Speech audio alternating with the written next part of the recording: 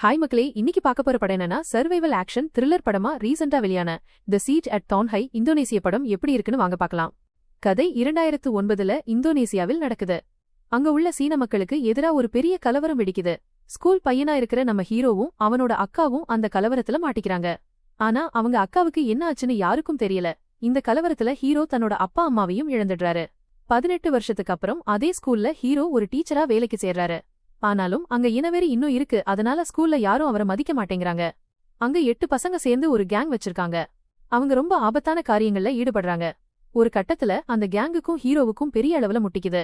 ஹீரோவை எப்படியாவது தீர்த்து கட்டணும்னு அந்த பசங்க காத்துக்கிட்டு இருக்காங்க. அதே சமயம் 18 வருஷத்துக்கு முன்னாடி நடந்த அதே மாதிரி ஒரு கலவரம் திரும்பவும் நடக்குது.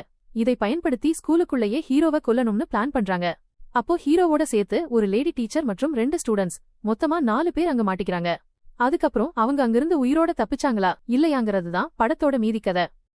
இந்த படத்தோட கிளைமேக்ஸ் ஃபைட் சீன்ஸும் அந்த கடைசி 20 நிமிஷமும் வேற லெவலுங்க. சத்தியமா சொல்றேன், சீட்ல உட்காரவே முடியாது. சும்மா பட்டையை கிளப்பி விட்டுருப்பாங்க. படத்தோட மேக்கிங் ரொம்பவே அட்டகாசமா இருக்கு. குறிப்பா கலவர காட்சிகள் எல்லாம் ரொம்ப ரியலிஸ்டிக்கா ஃபீல் ஆச்சு. நிஜமாவே நாம அந்த சம்பவத்துக்குள்ள இருக்கிற மாதிரி ஒரு பதப்பதைப்ப நமக்குள்ள உருவாக்குது.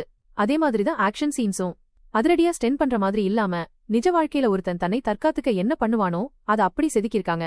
ஹீரோவோட பெர்ஃபார்மன்ஸ் ஆரம்பத்துல சுமாரா இருந்தாலும் போக போக அற்புதமா இருக்கு.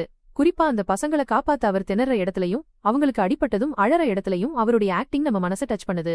வில்லனா நடிச்ச அந்த சின்ன பையன் கூட மிரட்டி இருக்கான். கதைக்களம் ஒரே ஸ்கூலுக்குள்ள நடக்கிறதுனால சில இடத்துல லைட்டா லாக் ஆகுது. ஒரு 25 நிமிஷத்தை கட் பண்ணி இருந்தா படம் இன்னும் கிறிஸ்பா இருந்திருக்கும். சில விஷயங்களை கொஞ்சம் விளக்கமா சொல்லிருக்கலாம். நாமளே யோசிச்சு புரிஞ்சுக்கிற மாதிரி விட்டிருக்காங்க.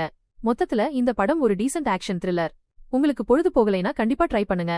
அடல்ட் கண்டென்ட் சுத்தமா இல்ல, ஆனா வன்முறை காட்சிகள் அதிகமா இருக்கு. சோ குழந்தைங்களோட பார்க்க வேண்டாம். இந்த ரிவ்யூ பிடிச்சிருந்தா லைக் பண்ணுங்க. உங்க ஃப்ரெண்ட்ஸ் அண்ட் ஃபேமிலிக்கு ஷேர் பண்ணுங்க.